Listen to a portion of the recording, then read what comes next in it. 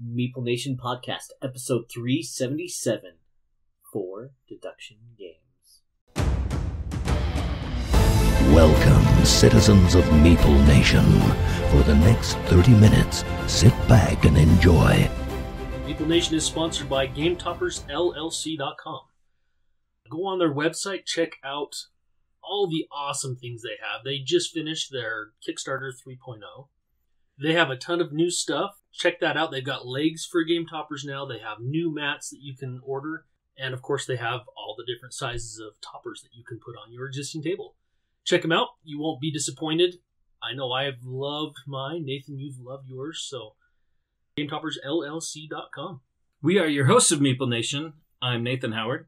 I'm Dave Holliday. I'm Logan Howard. And I am Andy Holliday. Go to our webpage. Check us out. Each Monday, we're kicking out a new blog.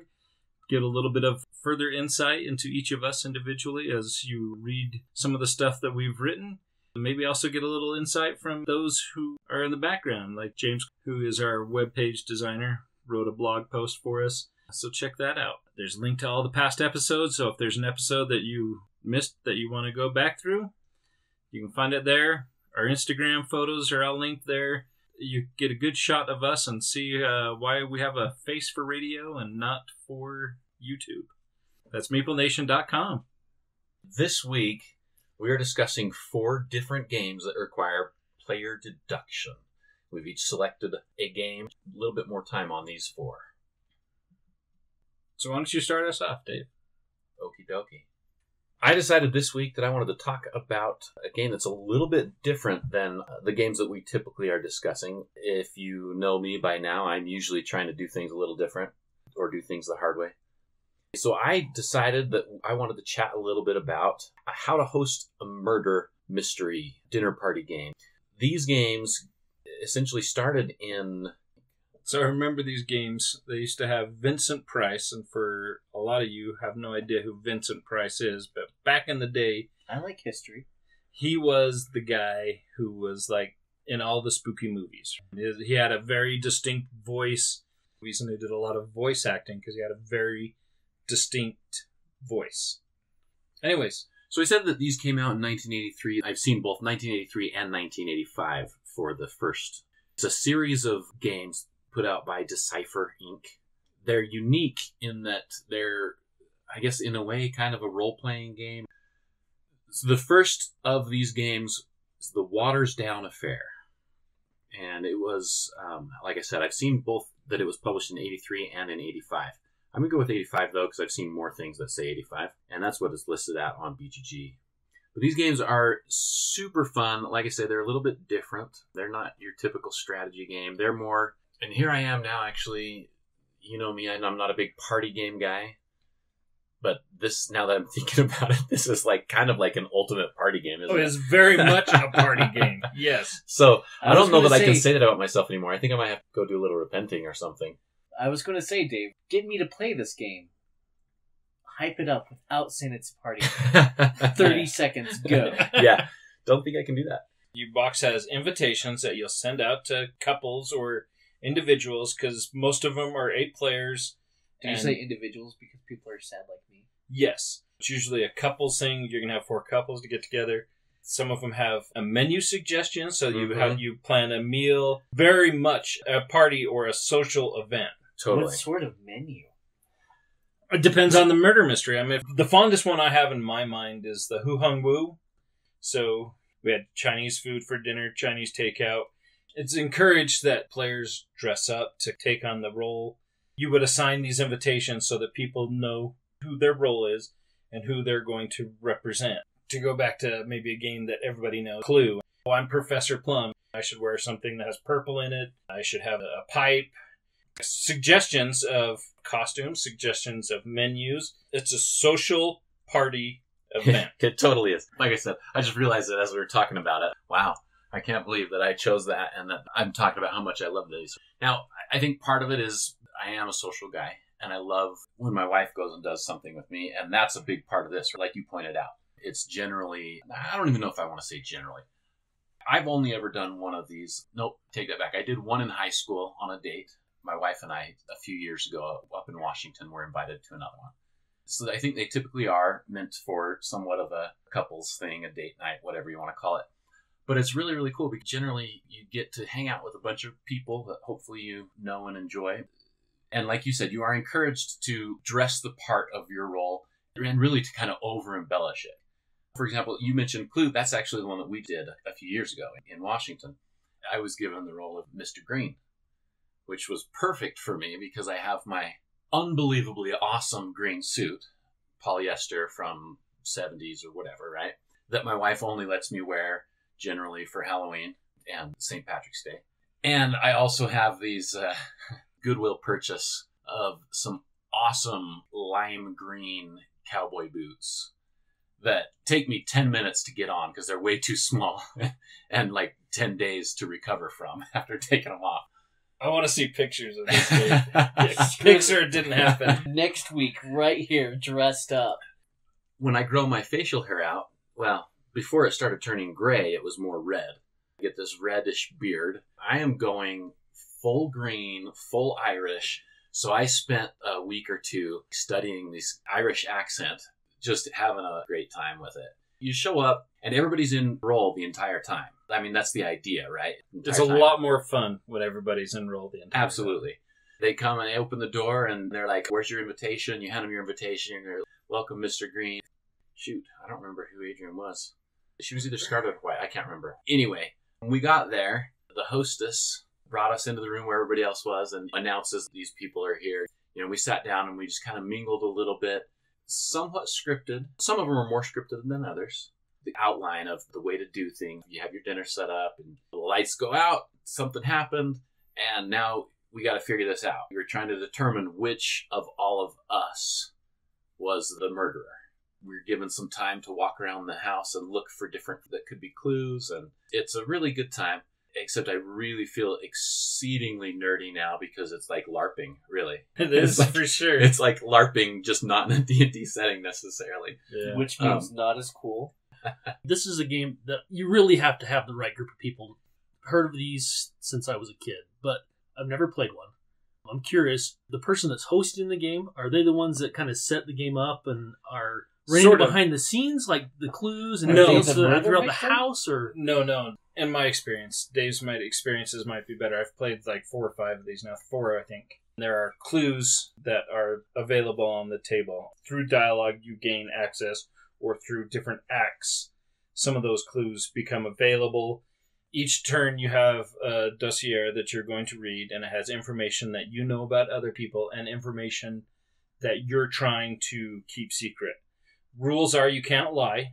So if somebody has information on you, you can't deny that information. However, you are free to try to distract from that information, to try to and move that conversation somewhere else. I bring up this Who Hung Woo I played, and by far the most fun I had at any of these. I had my boss invited him to come, and I was straight up yelling at him, had my finger in his face. I knew he had something in the swamp, and it was just so intense, and he was yelling right back at me, and everybody else is sitting back, whoa, what's going on? This is a little too crazy. This was our last one, too, because I think everybody got a little too worried that this was Going to end too in a intense. real murder. Yeah, it was going to end in a real fight.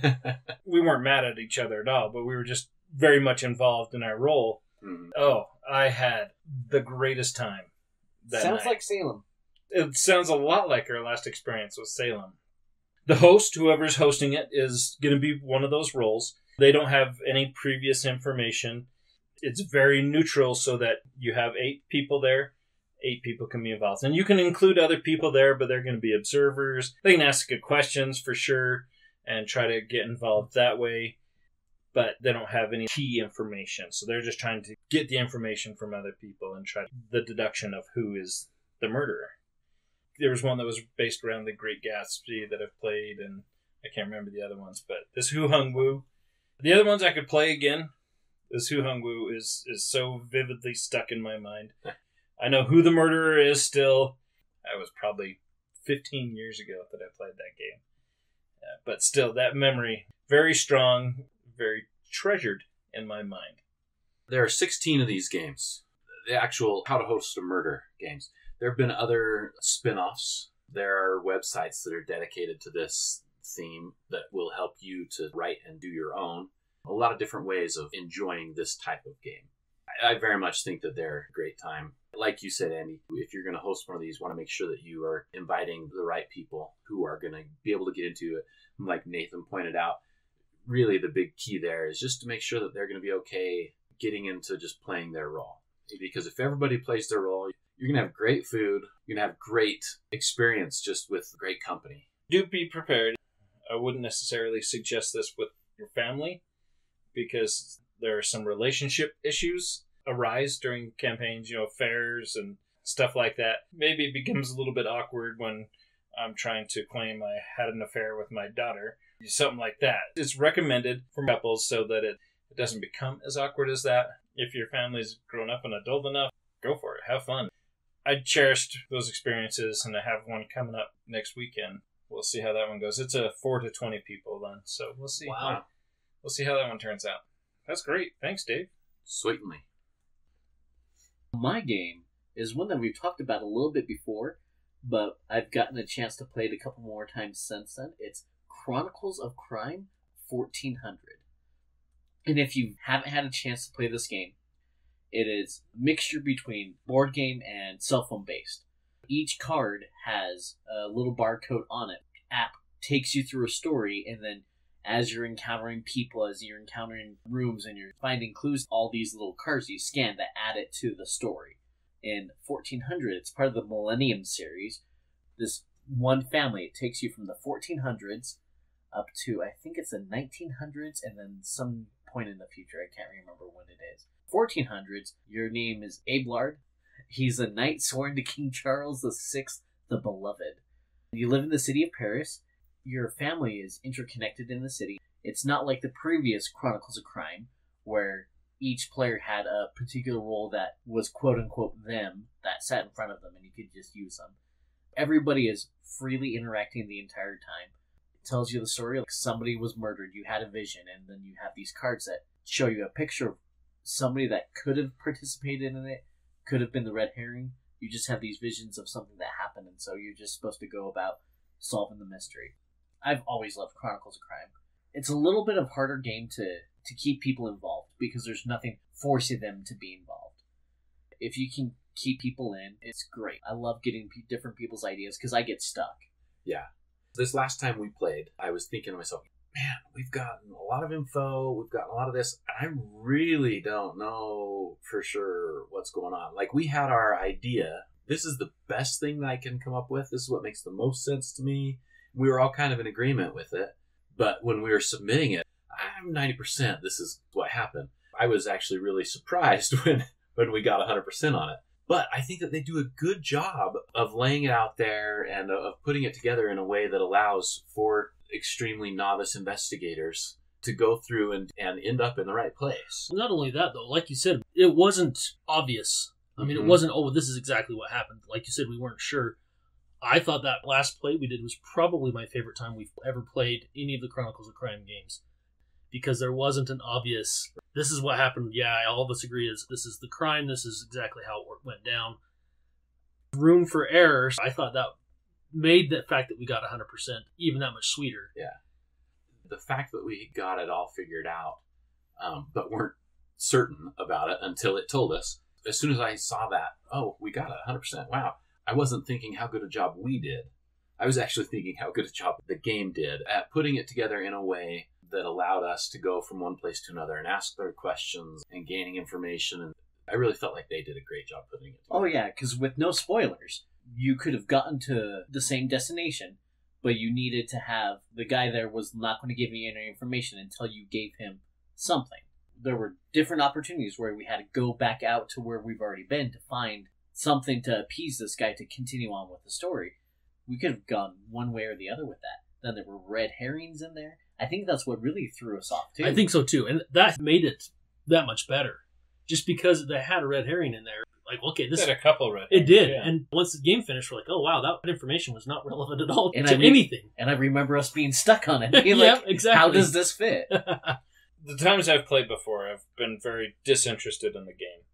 This last time we played, I wasn't really involved in the scanning of the phone, and I was just observing and paying attention, but I was still very much involved mentally into the game, where when it came to answering the questions at the end, I had some key information that I was like, no, this is what was going on, just because I was able to pay attention, not necessarily because I was one holding the phone, doing all the investigating, telling us where to go. Being able to just kind of observe, by far enjoyed this most recent experience of Chronicles of Crime more than any experience I'd had in the past.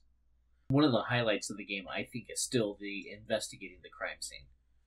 Where you hold up the phone and one person or multiple people can look around the room and they're just calling out things that they see. Blood on the floor, there's a face on the shelf, there's a bed, there's a desk, there's papers. All the other players are pulling out these cards. Do we really feel like this is something worth investigating? After we're through scanning the room, then we'll start to look at the evidence in the room, try to deduce what is relevant information and what is irrelevant information. Dave was saying we got 100% when we got our score. Part of that score was finishing on time. Each story has set amount of hours to finish the story and to come up with a conclusion, and every action takes time. If you're going to go talk to somebody, it takes so much time in the game. If you're going to go to a new location, it takes time. The family members that you have that are fixtures of the community, you have your sister that's a merchant that can help you with items, your brother who's a king spy, so he knows a lot of important people around town, so he can give you important information. And then your uncle who's a priest and can give you more information about other, I think it's texts is his thing. All that all takes time. You're always like competing against yourself too. It's like, is it worth going back to the inn to talk to the innkeeper? Is there more information we can get out of her, or are we just going to waste our time? We seem to bounce around from location to location less, I think, in this game than we have in previous games. It probably takes more time to switch locations than it does to talk to 5 people at one location. And it seemed like to me we didn't bounce around town quite as much as we had in the past. I have loved 1400, as you were saying, Nate, too. I think it's by far my favorite Chronicles of Crime experience so far. I'm excited to finish the story in 1400. I want to get into 1900, and I'm just reading right here. It's 2400, so it's in the future. Oh, wow. I just can't wait for the little things that are different from each one. In this one, you have your trusty dog, have a piece of clothing, and then he'll sniff out a new location for you and follow a trail. And I have no idea what sort of interesting, cool little affects are going to change in each different iteration of the game, but Lucky Duck Games, they've made a loyal customer out of me because they've done such a good job with flushing out these games. I like games that have an app that's integrated well, and I think they did a good job with the app in this game. Like you said, the VR aspect where you're looking around the room, that's cool. You're scanning the people and getting information that way. So there's not a chance for spoilers by looking in a book. And the fact that it's instantaneous. You're not having to flip pages to page such and such in paragraph 86B or whatever. It's just right there on the phone, instantaneous, and you get to read it. Nice job done on the app integration, I think, in this. Oh yeah, it helps with setup and teardown. I was a little afraid that it was going to seem more cheesy, because a lot of times with the app, if they don't do it well, it just seems not the best. I didn't feel that in this. For me, one of the main highlights, too, is playing it with my friends. It's like playing with you guys. If I get stuck on the red herring, there's nobody to tell me, hey, Logan, you're being stupid. Come back over and let's talk about this. Different perspective is huge, yeah. Yeah. I guess it's crucial with these deduction games. Just somebody to bounce ideas off of just helps so much. Chronicles of Crime 1400, the Millennium series, definitely worth a pickup. Fun one. It was good. So I'm going to talk about a game that I've owned for quite a few years now. It is called Alchemists. This is a game that was released in 2014. The designer is Matus Kotri. Every one of us is an alchemist. We're trying to prove who's the greatest alchemist by the end of the game. There are 8 ingredients that we are trying to deduce what the properties are. Each ingredient will have a green, a red, and a blue property. Each of those colors will either have a positive or a negative. And some of them will be large, like a large circular blue, and one of them might be small. You're going to investigate this by combining ingredients and making potions. So this is also a game that uses an app. You only use the app when you are making a potion. Your screen that you have your sheet behind there that you can make notes on. Inside your player screen, you have an area that when you combine a potion, you can put a little token on there to show what those two ingredients mix together. So for example, let's say I combined a toad and a scorpion, and it created a positive red potion. I can take that token and put it where those two ingredients will intersect and show that, okay, those two ingredients made a positive red potion. I love this screen, the player screen you talk about. It's this cardboard foldable screen that if you've played a role-playing game like D&D, and you know how the Dungeon Master will have his little screen that hides all of his stuff. Same kind of idea. It's a higher quality. It's a nice cardboard. And I love how it just has little punch-outs for these little circles. There's a kind of a pyramid where all the ingredients will have an intersection where they meet on this pyramid, and you just put that little cardboard token on that to mark that I now know what these two produce. And a little piece of paper right below that, like 3/4 of the way through the game, you pointed out to me that, yeah, that just extends the cardboard so you can see what's represented where. And I'm like, oh. So that paper thing you get to mark off, you can eliminate certain things. These two ingredients made a positive red potion. I can cross out all the negative red attributes on both of those ingredients, for example. As you're creating potions, you're trying to basically eliminate possibilities down to where you know exactly what it is. One of the other options that you can create is a neutral potion, which means that the properties are the exact opposite of each other from the two ingredients that you mixed. They are exact opposites from one another. Now, we're playing this on a board. There's worker placement. You're placing your workers on here to show which actions you're going to take. Gather ingredients, that's the first thing you do in the game. You can transmute ingredients into gold. You can sell potions to heroes, the best way to get money in the game, which leads to the next action, which is to purchase artifacts, which is how Dave won the last game. He had a fantastic combination of artifacts. Dave's typical, I like to build an engine in non-engine building games. Yeah. The next one is you can debunk a theory, which leads to the next action, which before you can debunk theory, you have to be able to publish a theory.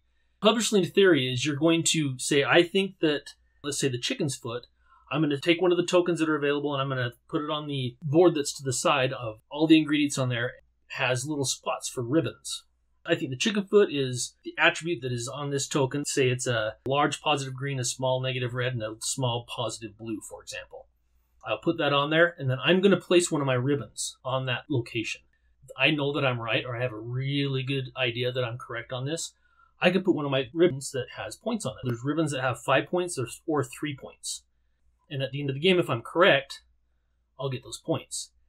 But if I'm not sure, let's say I know for sure what 2 of those properties are, but let's say I'm not sure about the green one, I can hedge against that green. So I can put a ribbon with a green question mark on there face down. So at the end of the game or during the game, someone tries to debunk my theory, and let's say I'm wrong, but I was wrong on the green, I don't lose any points. It can be a way of saving your bacon for sure. You're trying to gain those points early in the game, but you're kind of unsure. You want to put money on that horse, and the game forces you to do that. The game pushing you to publish really before you're ready to publish, because you'll hit certain events during the game that's saying if you haven't published, you're going to start losing points. But if you have stuff published, you're going to gain the reputation. It's thematically, it fit. They did a good job with the theme throughout the game.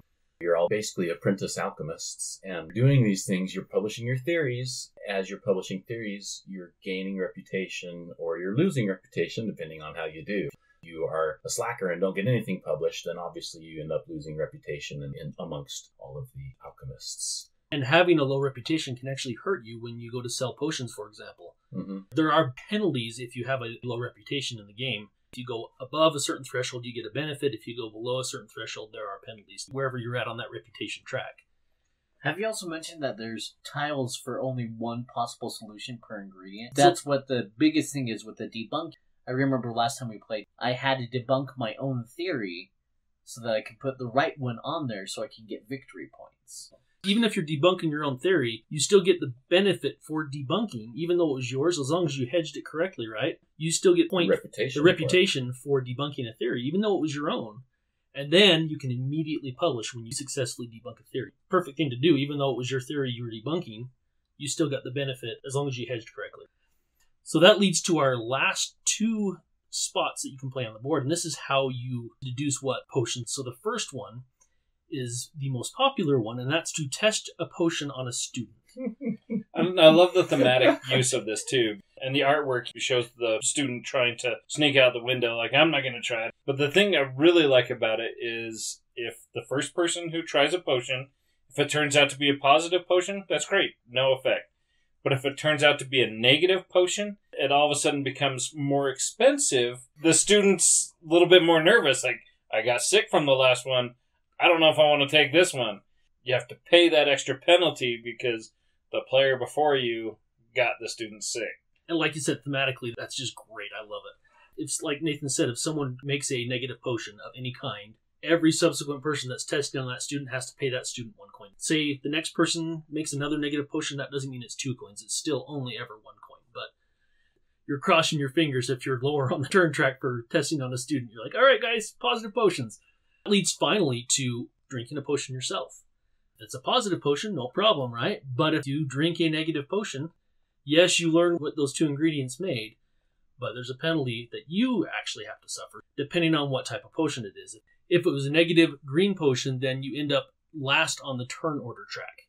If it was a negative red potion, your cube that you use to place for those actions ends up in the hospital for the next round, so you will have 1 fewer cubes to play. Besides the first round, you have 5 cubes that you get to place on the board. So if you end up in the hospital, that's less you're going to get a chance to do. Finally, if it's a negative blue potion, you lose 1 reputation. That's kind of how you're deciphering. And when you make a potion, there's a little spot on your screen. You put those ingredients up there. You use the camera on your phone, and you just scan it. You show what potion you made to everybody at the table, and you mark. Not the ingredients. Not the just ingredients. Show the outcome. Yep, just the outcome. You show what potion you made, because that's public information. Those ingredients get discarded face down on your board, secretly mark what potion you just made, and then publicly you put on your table. For example, if I made a negative blue, I have to put a token on there showing everybody else that I made a negative blue potion.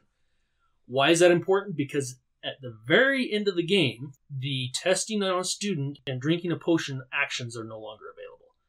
That gets replaced with an overlay tile that is the exhibition, and we get to show off our mad alchemist skills at that point. You get a point for every potion that you create that's different from any others that you've created during the exhibition. If I create a negative red, and I say I'm going to create a negative red, and I successfully do that, I get a point. If I create a negative green, then I get a point. However, if I'm able to create both a positive and a negative of the same color, I get a bonus point on top of that. So, which can be really big. Right. Because you don't score a ton of points in the game. You don't, unless you're Dave. So Dave didn't really play the game the way it was meant to be played. He broke it, which Dave loves to do. Didn't really deduce much. He just bought artifacts. It was, I did some deduction. The high score was 36. I think 27 was the next. So it's not a super high scoring game. Great game. I know that the first time we played kind of tried Nathan's patience a little bit. Yeah, I had a hard time wrapping my head around what information you were gathering and why that information was pertinent. Definitely want to play it a second time. Played it the one time. The whole time I was playing it, I was mad. What does this information mean to me? I don't get it. A firmer grasp on it now. I think probably for me it's going to take 2 more times before I'm like, yeah. But going into the second time, it's going to make a lot more sense. The information that you're getting, being able to participate in the game and gather that relevant information. I seem to recall I didn't do too bad. No, I think it was 36, 27, 23, and 22. Yes, and I think I was the 22. You mentioned a couple of times turn order, and that's one of the things that I love about this game too, is it has a unique, very unique turn order and structure of turns. There's a phase where everybody places their flask on this little track that will gain you either resources or favor cards that have some cool, unique benefits when you play them, or a combination of resources and favor cards. Further up on the track you play, less stuff you're going to get, but you're going to have the first option at actions. For example, if you're testing on your students, if you're the first action, even if you made a negative, you didn't have to pay the extra. The balance between how much you want stuff versus how high up on that track you want to be. So there's 4 places to place your cubes on the action in a 4-player game. If you're the highest on that track, you're going to place last, but you play on the top row of those 4 things. In a lot of them, there's 2 columns, meaning you can do that action twice. But if I'm first, Logan's second, Andy poops, and then Nate, I'm going to get a second action there. I'm first and I'm 5th. I'm not first and second. I like the way that works out. Round for round, you got to decide what you want to do. Mm-hmm. And if I'm planning on testing twice on the student, I look over at my money. Worst case, I want to make sure I can at least test both times on that student. If I'm short on money, then maybe I want to go a little bit earlier in the round, or I'm going to have to transmute something or try to sell a potion. If I want to sell a potion and I don't sell first, if that potion gets sold, I can't sell that potion again. Being able to sell first has a huge benefit also. I can look over at Dave, and he's made a positive green potion. That adventurer that's currently in play wants a positive green potion, and that's the only one that I can sell to him that I know how to make. He may want to go sell that potion too, so I may want to try to go first to get a chance to sell that before Dave can. I love this game. Probably my favorite deduction game, or one of my favorite deduction games. That is Alchemists. Check it out. We will conclude with my game. Go back to 1995. A lot of good games that came out in 1995. Games like Medici, Condottiere, El Grande, Catan, just to name a few. My game is Mystery of the Abbey. It's a whodunit deduction game. A monk has been murdered in a medieval French abbey. Players must maneuver their way through the abbey, examining clues, questioning each other to find out who the culprit is. Each player is going to have a sheet that has monks on it. There's the 3 orders, the Templar, the Franciscans, the Benedictine, 24 total monks. 6 fathers, 9 brothers, 9 novices. 12 of the monks are hooded, 12 of the monks are unhooded, 12 of the monks are bearded or clean-shaven, and 12 of them are fat and 12 of them are thin. During the game, investigators are trying to identify traits of the murderer. And those traits include the order, the title, father, brother, novice, whether they were hooded or unhooded, whether they had facial hair clean-shaven, or their girth. Each time a player makes it to the chapter house, you can make an accusation. At the end of the game, if you guess the correct culprit, if you guess any of the correct attributes, you can get plus 2 points. If you make a false revelation, meaning I say it was this monk, and then Andy reveals that monk from his hand, I will lose up 2 points. That was my favorite action to take. You did really good at making false accusations. So you're either going to go and you're going to make a revelation or an accusation. Revelation, one of the attributes. characteristics, right? He was wearing a hood. He was a Franciscan. And this is the hard thing for me at first, because I didn't get how this was supposed to work out. But you go there and you say, okay, this is the revelation I'm making. Cool. I made that revelation. We'll figure out at the end of the game if I was right or wrong. I can make a revelation saying, you know what? He had a beard. And then later I can go and say, if I realize, oh, no, he didn't have a beard, I know I'm going to lose points for saying that he had a beard. And so once I know it, man, I'm going to get there and make a revelation correcting it to the right one so that I can negate that point. You get a negative 1 point for an incorrect revelation, but you get 2 points for a correct revelation. You can go and hedge that. And actually, it was clean shaven to make up for that. Once you make an accusation, you're basically saying it was this person. And if somebody has that card, you show that card. They reveal that card. Now we know, okay, it wasn't that person. So that helps everybody eliminate somebody. No. It's if you make an accusation, Nathan has the card, he reveals the card. Because I think every accusation I made, Nathan had the card. I worked very hard to try to keep some information secret. I still ended up losing, but I did have some secrets at the end. Each player is represented by a colored monk. If you end your turn at the same location as another monk, you can ask that monk a question. They have the option of answering that question, and they have to answer it honestly. And so I could say, Andy, how many fathers have you eliminated? Or how many Benedictine fathers have you seen? Then you would have to answer me. Or you can choose to take a vow of silence, put your finger to your lips, give me the shushing action. Question's not answered. However, if you do answer the question, then you get to follow up a question to me that I cannot refuse to answer, which got me a couple of times. There's information that I was trying to keep secret, but there's information that I wanted to know, and so I'm like, oh, do I risk the fact that I know you're going to ask me about this card? Is the price of giving up information worth the cost of gaining that information? Back in the day when we played this all the time, I was not a big fan of this game. And I'm not sure why. Deduction games are not generally my favorite. Maybe that was part of it. This last time when we played it to prepare for this, I liked it more. That's because you won. Maybe that's it. It always helps with him. It does. I was going to blame it on my maturity. This game reminded me a lot of like a hybrid between Clue and Guess Who, but with player interaction on the board. And fun. Yeah. I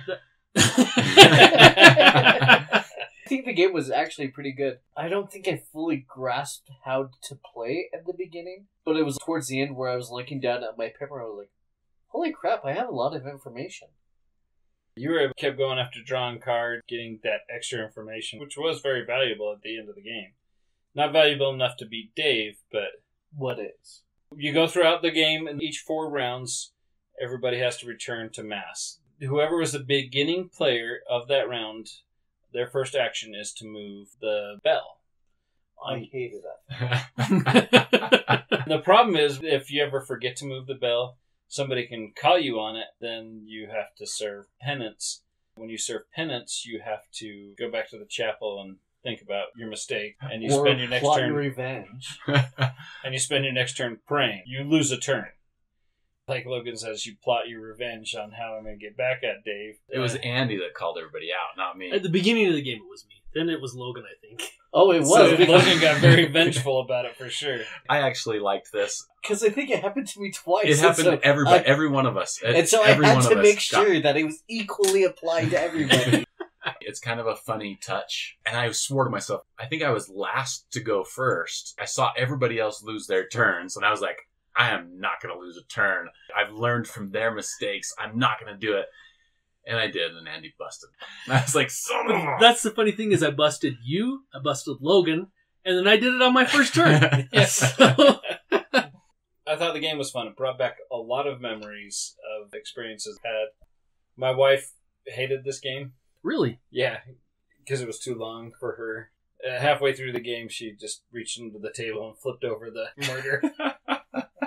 Just to end the game. I can see her doing that. I can too.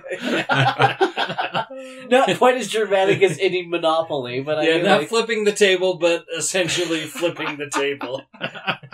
I really enjoyed our recent play. I enjoyed the game in the past. This was great to be able to get it to the table again, which was also one of my gaming goals, so very much recommend it. And that is Mystery of the Abbey. There you have it, folks. 4 deduction games that you should go try. Until next time. We'll see you scratching your head trying to figure out which monk is under the bed. Which monk is under the board. No! Who done it? Which monk is under the bed?